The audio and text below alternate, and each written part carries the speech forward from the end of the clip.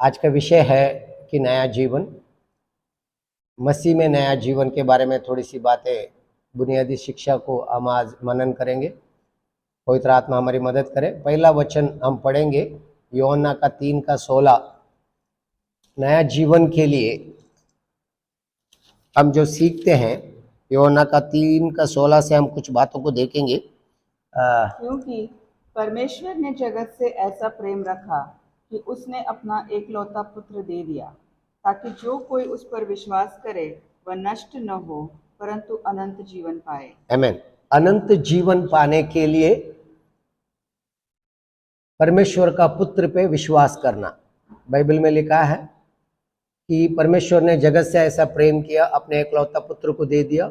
यीशु मसीह के बारे में कह रहा है, जो कोई भी उसके ऊपर विश्वास करेगा वो अनंत काल का जीवन पाएगा। अभी इस विषय में आज थोड़ा सा मनन करेंगे प्रभु के वचनों में। यूहन्ना का पहला अध्याय में यही बात हम फिर से देख सकते हैं। यूहन्ना पहला अध्याय का 12 वचन में अगर हम पढ़े, वहां में भी यही लिखा है, परंतु जितनों ने उसे ग्रहण किया उसने उन्हें परमेश्वर की संतान होने का अधिकार दिया, अर्थात उन्हें जो उसके नाम पर विश्वास रखते हैं। अभी जितनों ने उसे ग्रहण किया मतलब क्या है?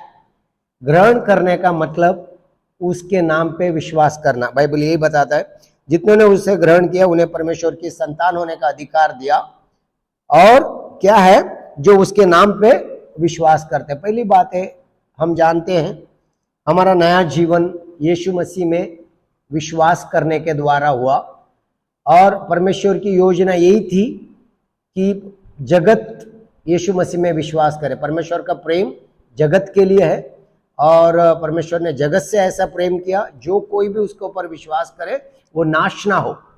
परमेश्वर का प्लान या परमेश्वर की योजना, कोई भी नाश ना हो परंतु सब अनंत काल का जीवन को पाए। लेकिन इस नया जीवन को आज थोड़ा सा हम समझे, ये नया जीवन कैसा हुआ, ये नया जीवन क्या है, इनके बारे में मैं थोड़ा सा आपको बताना चाहता हूं। उसी का आगे वचन में लिखा है, 13 वचन पढ़ेंगे हम, थोड़ा सा ध्यान देके वो सुने। वे न तो लहू से न शरीर की इच्छा से न मनुष्य की इच्छा से परंतु परमेश्वर से उत्पन्न हुए हैं। बिल्कुल बहुत ही स्पष्ट लिखा है, ये नया जीवन शरीर से नहीं है, या मनुष्य की इच्छा से नहीं है, या लहू से नहीं है, परंतु ये परमेश्वर से है। तो प्रियो, ये बहुत ही जरूरी है हमको समझना। नया जीवन आत्मिक जीवन है। हमारा आत्मा में नया जीवन मिलता है। यीशु मसीह इस दुनिया में आया जीवन देने के लिए। प्रभु की बातें ये है, मैं आया हूं तुम जीवन पाओ और भरपूर जीवन। अभी ये जीवन मसीह में है, और वो जीवन हमारे लिए ज्योति बना है। हम केवल उसी अध्याय का 4 वचन पढ़ेंगे। 4 वचन, यूहन्ना का पहला अध्याय और 4 वचन। उसमें जीवन था और वह जीवन मनुष्यों की ज्योति था। अच्छा, हमारे अंदर जो जीवन आज हम नया जीवन कहते हैं, ये यीशु मसीह का जीवन। इसको मैं और अच्छे से आपको स्पष्ट करना चाहता हूं प्रभु का वचन के द्वारा। आज हम इस विषय पे मनन करते हैं, जब हमें ये समझना बहुत जरूरी है कि हमारा जीवन आज हम जी रहे हैं, ये मसीह का जीवन है। हमारा पुराना जीवन खत्म हो चुका है, अभी हम नया जीवन में जी रहे हैं, वो यीशु मसीह द्वारा मिला हुआ जीवन। इसीलिए ये बाइबल हमें बहुत स्पष्ट करता है, जितनों ने उसे ग्रहण किया, ग्रहण करने का मतलब जितनों ने उस पर विश्वास किया, उन्हें वो अधिकार मिला कि वो परमेश्वर की संतान कहलाए। आज मैं और आप अधिकार के द्वारा या अधिकार से हम परमेश्वर की संतान है, और ये अधिकार वचन के द्वारा हमें मिलता है। और ये हमारा जीवन मसीह में था, वो जीवन आज हमारे लिए उजाला मिला।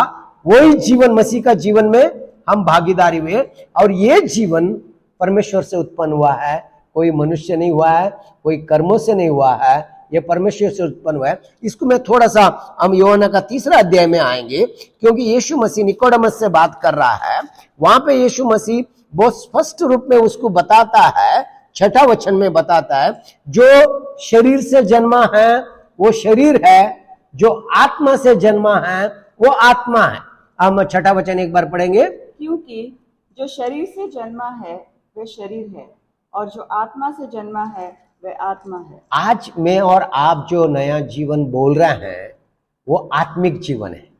शरीर से हम सबको पता है, हमारा उम्र के हिसाब से हमने जन्म लिया और शरीर का जन्म, लेकिन आत्मा का जन्म अलग है शरीर का जन्म। इसलिए निकोडेमस बोलता है कि ये कैसा हो सकता है। इसलिए यीशु मसीह उनको बोलता है कि देखो, पहली बात अगर हम यूहन्ना का 3 में पढ़े, उसी का 3 वचन पढ़े। यीशु ने उसको उत्तर दिया, यीशु ने निकोडेमस को उत्तर दिया, मैं तुमसे सच सच कहता हूँ। यीशु कहता है कि मैं तुझे सच सच कहता हूँ, यदि कोई नए सिरे से न जन्मे यदि कोई नया सिरे से ना जन्मे तो परमेश्वर का राज्य देख नहीं सकता। अभी ध्यान देके सुनेंगे। यदि कोई नया सिरे से ना जन्मेगा तो परमेश्वर का राज को देख नहीं सकते। परमेश्वर का राज को देखना क्या है मैं आपको बताना चाहता, क्योंकि इसी विषय में पौलुस भी कहता है, मेरी प्रार्थना है तुम्हारी अंदरूनी आंखें ज्योतिर्मय हो। उस विषय में मैं आपको थोड़ा सा बताना चाहता, क्योंकि आपको परमेश्वर का राज देखने के लिए पहला आपको अंदर से आपका आत्मिक आंखें खोलने की जरूरत है, और वो पवित्र आत्मा द्वारा खुलता है। यीशु मसीह में विश्वास करने का मतलब, जब हम वचन को सुनते हैं तो हम उसको स्वीकार करते हैं। कैसा स्वीकार करते हैं? अभी कोई भी वस्तु को आपको समझ में आएगा तब उस वस्तु को आप ले लेते हो। तो आज मैं और ये आप समझना, ये विषय बहुत जरूरी है। आपकी अंदर की आंखें ज्योतिर्मय हो। जब आपके अंदर की आंखें ज्योतिर्मय हो तब आप स्वर्ग की बातों को देख सकते हो। फिर मन आपका ज्योतिर्मय हो, बुद्धि आपको मिले तो आप उनमें बढ़ते जा सकते हो। एक वचन हम पढ़ के ही जाएंगे ताकि मैं चाहता हूं आपको समझ में आएगा। एफिसियों का पहला अध्याय, और वहां पे पौलुस प्रार्थना करता है। 17, 18 और 19 वचन एक बार हम पढ़ेंगे ताकि मैं आपको कुछ बातें दिखाना चाहता हूं उसकी प्रार्थना। यही यीशु मसीह निकोडेमस को कह रहा है, यही बात कह रहा है, जब तक तू नया सिरे से नहीं जन्मेगा, और एक बात मैं कहूं तो जब तक तू इन बातों को नहीं समझेगा तू परमेश्वर का राज को नहीं देखेगा। परमेश्वर, इन बातों को आप मन से नहीं समझ पाते हैं, इन बातों को आपको आत्मा में समझने की जरूरत है। आत्मिक मन तुम्हारा खुलने की जरूरत है। ये विषयों का पहला अध्याय 17 वचन से देखे, एक बहुत बड़ी सामर्थी प्रार्थना है, बहुत प्रभावशाली प्रार्थना पौलुस एफिसियों की कलीसिया के लिए कह रहा है। लेकिन पौलुस यही बात कहता है उनके लिए, ताकि मेरी प्रार्थना है तुम्हारी आंखें, आत्मिक आंखें ज्योतिर्मय हो। एफिसियों का पहला अध्याय 17 वचन, कि हमारे प्रभु यीशु मसीह का परमेश्वर जो महिमा का पिता है तुम्हें अपनी पहचान में ज्ञान और प्रकाश की आत्मा दे, और तुम्हारे मन की आंखें ज्योतिर्मय हो। अभी तुम्हारी मन की आंखें, ये कौन सा मन की बात बोल रहा है? वो ये बोल रहा है तुम्हारा आत्मिक मन, तुम्हारा मन की आंखें ज्योतिर्मय हो, और कि तुम जान लो कि उसकी बुलाहट की आशा क्या है। अगर आपकी मन की आंखें ज्योतिर्मय हो जाती हैं तब हमारा बुलाने का, परमेश्वर का बुलाहट की आशा, होप हम समझ पाते हैं। हमारी बहुत लोग निराश हो जाते हैं क्योंकि उन्हें ये परमेश्वर की राज की बातें नहीं समझ में आ रही, या द किंगडम ऑफ गॉड। जैसा आपको परमेश्वर की राज की बातों के बारे में प्रकटीकरण मिलेगा तब तुम्हारा मन ज्योतिर्मय होगा। आगे क्या बोलता है? और पवित्र लोगों में उसकी मिरास की महिमा का धन कैसा है। पवित्र लोगों में, हम लोग पवित्र लोग हैं, बुलाया जाना, और वो मिरास का धन कैसा है। और 19 वचन में भी वही बोलता है, और उसकी सामर्थ हम में जो विश्वास करते हैं कितनी महान है, उसकी शक्ति के प्रभाव के उस कार्य के अनुसार। हमें सिंपल बात है, यीशु मसीह निकोडेमस को यही बोल रहा है ताकि तुम्हारी आंखें तुम देख सको मतलब तुम्हारी आंखें खुल सके परमेश्वर के वचन के लिए। तुम्हारी आत्मिक आंखें या आत्मिक मन जागृत हो जाए जो परमेश्वर के वचन के लिए। तो इसीलिए बोलता है कि इसलिए अगर आप बोलते हैं, इसलिए यीशु मसीह ने पहला आगे कहता है जो शरीर से जन्मा शरीर है, शरीर से परमेश्वर की बातों को नहीं समझ सकते हैं। जो आत्मा से जन्मा वो आत्मा है, आत्मा से परमेश्वर को बातों को समझ सकते हैं। इसलिए 7वें वचन में लिखता है,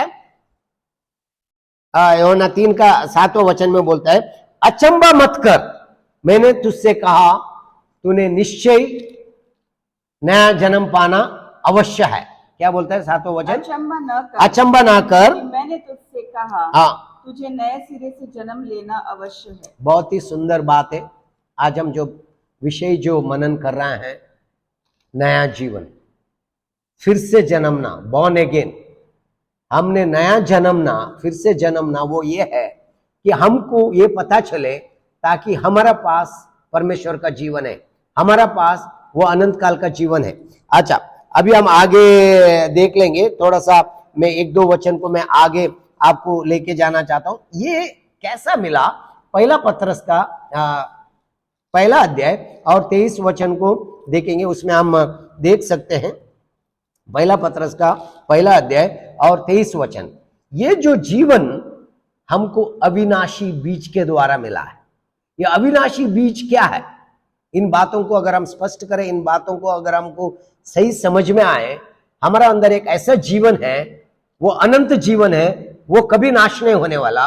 ये ऐसा जीवन है परमेश्वर का जीवन, जोए, गॉड काइंड, परमेश्वर का जैसा, परमेश्वर सा जीवन हमको मिला है, वो नया जीवन है। पहला पत्रस का 1 का 23 वचन हम पढ़ेंगे। क्योंकि तुमने नाशवान नहीं पर अविनाशी बीज से परमेश्वर के जीवते और सदा ठहरने वाले वचन के द्वारा नया जन्म पाया है। तुमने कौन सा जीवन पाया है? नाश होने वाला नहीं है, अविनाशी बीज से। ये अविनाशी जीवन क्या है? ये अविनाशी बीज क्या है? अविनाशी बीज प्रभु का वचन है। प्रभु का वचन के द्वारा तुमने जन्म पाया है, और वो जीवन वचन के द्वारा पाया है, वो परमेश्वर का जीवन है, वो कभी भी नाश नहीं होने वाला जीवन। आज मैंने और आपने इस वचन के अनुसार हम देख सकते हैं, पत्रस कहते हैं वचन के द्वारा आपने जीवन पाया है, और वो वचन ही वो बीज है। वो बीज क्या है? प्रभु का वचन है, और ये अविनाशी है, कभी भी नाश नहीं होने वाला।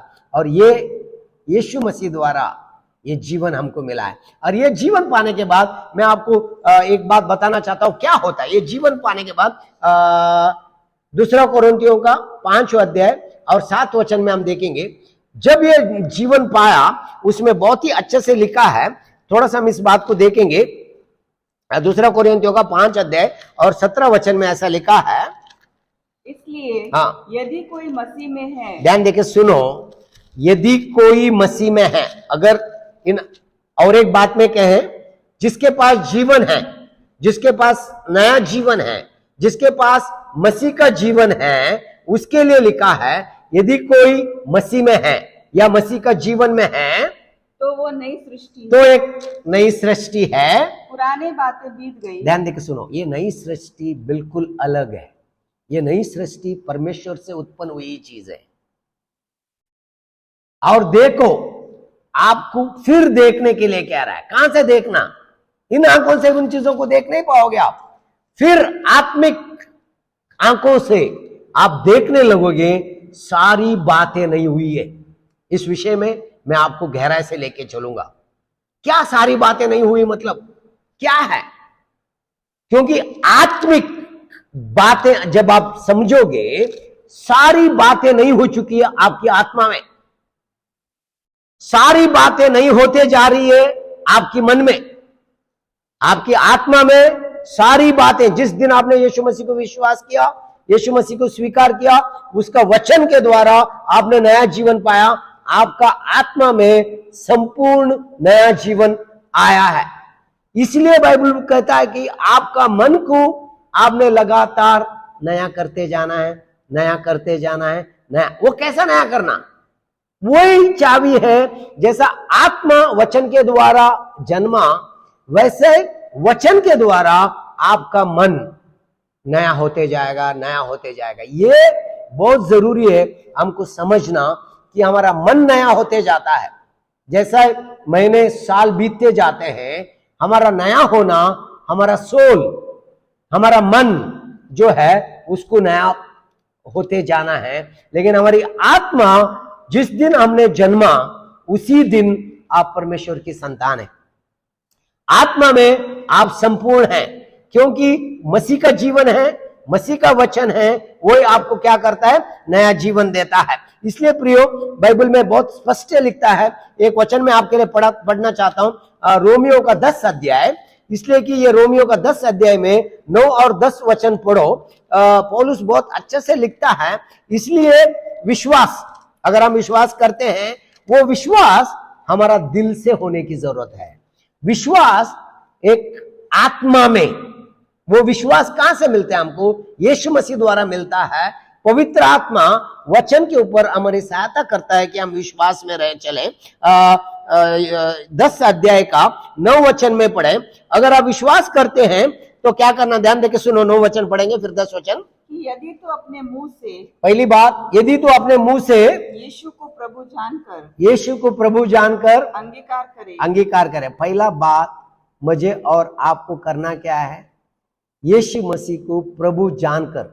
ये शायद हो सकता है कि आपको ये जानना, नॉलेज, ये नॉलेज आपको रेवलेशन बन जाता है। यीशु मसीह प्रभु है। मैं आने वाले दिनों में इस विषय में बताऊंगा यीशु मसीह का कार्य कैसा हमें अनंत जीवन देता है। उन कार्यों को देखेंगे। हमारा कोई भी कार्य नहीं है, यीशु मसीह का कार्य के ऊपर हम जो विश्वास करते हैं। हमारा उद्धार की चाबी यीशु मसीह का कार्य है। अच्छा, ध्यान देके सुनो। अगर तुम विश्वास करते हो, क्या विश्वास करते हो? यदि तो अपने मुंह से अंगीकार करे, यीशु को प्रभु जानकर अंगीकार करे, यीशु को प्रभु जानकर अंगीकार करे, और अपने मन से विश्वास करे, अपना मन से विश्वास करे कि परमेश्वर ने उसे मरे हुओं में से जिलाया, तो तू निश्चय उद्धार पाएगा। तू निश्चय उद्धार पाएगा।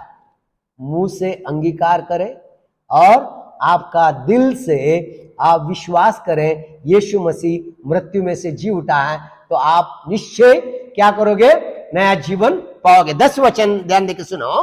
क्योंकि धार्मिकता के लिए मन से विश्वास किया जाता है, धार्मिकता के लिए मन से विश्वास किया जाता है, और उद्धार के लिए मुंह से अंगीकार किया जाता है। ध्यान देके सुनो। ये जो धार्मिकता के लिए मन से, हिंदी में मन लिखा है, लेकिन अगर आप इंग्लिश बाइबल में पढ़ो, you have to believe from your heart.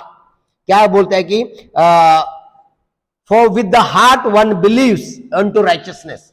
With the heart, heart मतलब तुम्हारा आत्मिक मन या तुम्हारा अंदरूनी, तुम्हारा डीप, आप विश्वास करते हो यीशु का कार्य पे, वो आपको उद्धार का कार्य बन जाता है। आपका कार्य नहीं, आप दिल से यीशु का कार्य पे विश्वास करते हो और मुंह से उसको अंगीकार करते हो। आपका अंगीकार भी बहुत जरूरत है। आप जो विश्वास करते हो उसको आप मुंह से अंगीकार भी करते हो, और उसको आपने लगातार अंगीकार करते रहना है, अंगीकार करते रहना है, अंगीकार करते रहना है। उससे आप आपका मन को नया होते हुए, नया होते हुए, नया होते हुए देखोगे। एक वचन में और आपके लिए पढ़ूंगा, इफिसियों का 2 अध्याय और उसका 8 और 9 वचन एक बार हम पढ़ेंगे। इफिसियों का 2 अध्याय में 8 और, क्योंकि हमको हमारा उद्धार हमारा कर्मों से नहीं है। मैं आपको इस बात को बताना चाहता हूं। बहुत बार हमको ऐसा लगता है कि हम वो बहुत कुछ धर्म के काम करते हैं। अच्छी बात है, हम बहुत अच्छे काम करते हैं धर्म में, हम धर्म के धर्मी बन के चलते हैं, विश्वास के कार्य करते हैं, लेकिन उद्धार हमें अनुग्रह के द्वारा मिला है। उद्धार हमारा कर्मों से नहीं है, उद्धार यीशु मसीह पे विश्वास करने के द्वारा मिला है। उसको हम इफिसियों का 2 अध्याय और उसका 8 और 9 ध्यान देके सुनो। विश्वास के द्वारा, आपका विश्वास के द्वारा, विश्वास आपने किया, परमेश्वर का अनुग्रह, विश्वास आपने क्या किया? हमने देखा यीशु मसीह का कार्य, यीशु मसीह ने जो हमारे लिए किया, विश्वास के द्वारा अनुग्रह से तुम्हारा उद्धार हुआ है, तुम्हारे और से, और ये तुम्हारी ओर से नहीं, ये तुम्हारी ओर से नहीं है, वरन परमेश्वर का दान, ये परमेश्वर का दान है। पहली बात आपको याद रखना है, अनंत जीवन एक आपके लिए दान है। It is a gift. Eternal life is a gift from God. ये ऐसा गिफ्ट है, इटर्नल गिफ्ट है, क्योंकि गॉड इज इटर्नल, उसका गिफ्ट भी इटर्नल है। उसने ऐसा अनंत जीवन हमको दिया ताकि वो अनंत काल के लिए, क्योंकि हमारे पास वो जीवन मिला जो परमेश्वर का जीवन। और इसलिए बोलते हैं आगे वचन में 9 वचन में बोलते हैं, और न कर्मों के कारण ना कर्मों के कारण ऐसा न हो कोई घमंड करे। कर्मों के कारण नहीं है, इसलिए कि ये सिंपल सच्चाई, बुनियादी सच्चाई हमको समझने की जरूरत है। कोई भी कर्म हमको अनंत काल का जीवन नहीं देते हैं, कितने भी अच्छे कर्म हमको अनंत काल का जीवन नहीं देते, लेकिन एक विश्वास का कदम, एक ही एक कदम विश्वास का, वचन के ऊपर विश्वास किया, उसके द्वारा हमने नया जीवन पाया। विश्वास अगर हम यीशु मसीह में करते हैं, हम अनंत काल का जीवन पाएंगे। और केवल विश्वास क्या है? परमेश्वर का पुत्र मेरे लिए आया, मेरे लिए मारा गया, गाड़ा गया और मृत्यु से जी उठा। वो यीशु का कार्य आपके लिए और मेरे लिए है, और ये कार्य प्रेम के द्वारा हुआ है, और प्रेम से, वो एक प्रेम का कार्य है। प्रभु का प्रेम से प्रभु ने हमें अनुग्रह के द्वारा, विश्वास में हम देखते हैं कि by grace you are saved through faith, विश्वास के द्वारा अनुग्रह से तुमने उद्धार पाया है, तुम्हारी और से नहीं है, कर्मों के कारण नहीं है। कोई भी इसके लिए क्या नहीं कर सकता है? घमंड नहीं कर सकता, ताकि हम ये नहीं कह सकते कि मेरे पास उद्धार है, मैंने उद्धार पाया। अगर हमने उद्धार पाया, ये प्रभु यीशु मसीह का अनुग्रह है। और एक वचन में लास्ट आपके लिए पढ़ूंगा, फिर मैं आपके लिए आज का ये मनन का आखिरी विषय में पढ़ना चाहता हूं, गलतियों का 2 अध्याय 20 वचन पढ़ूंगा एक बार, ताकि ये विषयों का आज हम मनन करें। हमारा पास यीशु का जीवन है, यही नया जीवन है। नया जीवन का मतलब हम नहीं, मसीह हमारा अंदर जी रहा है। मेरा जीवन नहीं, मसीह का जीवन में जी रहा हूं। ये विश्वास के द्वारा हुआ है, प्रभु का अनुग्रह हमारे ऊपर है। गलतियों का 2 अध्याय और 20 वचन एक बार पढ़े। इस वचन बिल्कुल ही हमें स्पष्ट कर देता है। गलतियों का 2 अध्याय और 20 वचन।